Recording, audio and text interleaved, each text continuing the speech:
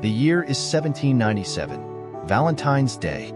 Off the coast of Portugal, the fate of Europe hangs in the balance. A single British captain, surrounded by chaos, does the unthinkable. He defies orders, plunges into the enemy's ranks, and turns the tide of a battle against impossible odds. But here's the question: was he a hero or a madman? This is the story of Horatio Nelson, the man who gambled everything at the Battle of Cape St. Vincent. 1797 was a year of peril. Revolutionary France, fueled by ambition and chaos, had drawn Spain into an alliance against Britain. The British Navy, the Empire's shield, was outnumbered and overextended. But on February 14th, Admiral Sir John Jervis and his fleet of 15 ships intercepted the Spanish near Cape St. Vincent. The Spanish, boasting 27 ships of the line, were on course to join France, a union that could crush Britain. Jervis was a man of iron discipline. He believed order and precision were the keys to victory. And yet, among his captains was someone who saw the world differently, a brash, one-eyed, one-armed risk-taker named Horatio Nelson. The Spanish fleet was vast, but poorly coordinated.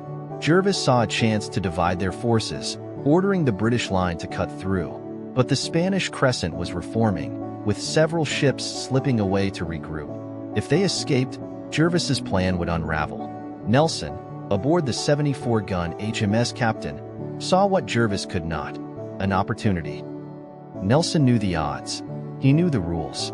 But in that moment, one thought consumed him. If not now, when? Against direct orders, Nelson swung HMS Captain out of formation, charging toward the enemy.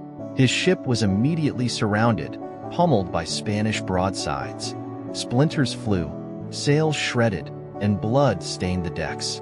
Yet Nelson pressed on. As HMS Captain drew alongside the San Nicolas, Nelson unleashed a devastating broadside.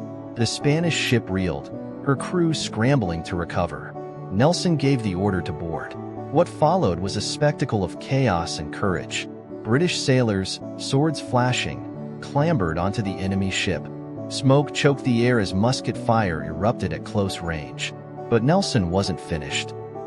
In an unprecedented move, Nelson led his men from the San Nicolas to the San Joseph, using the captured ship as a bridge.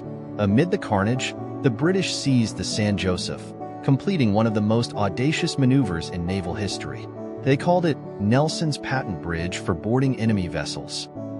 By the end of the day, the Spanish fleet was in disarray, retreating toward Cadiz.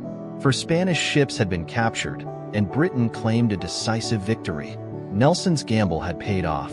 His defiance of orders not only changed the outcome of the battle, it changed the future of naval warfare. But greatness comes at a cost. HMS Captain was so damaged she could no longer fight.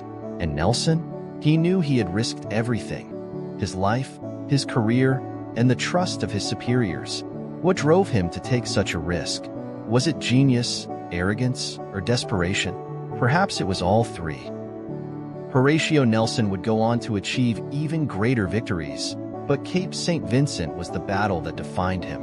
It was here that he proved one timeless truth: fortune favors the bold.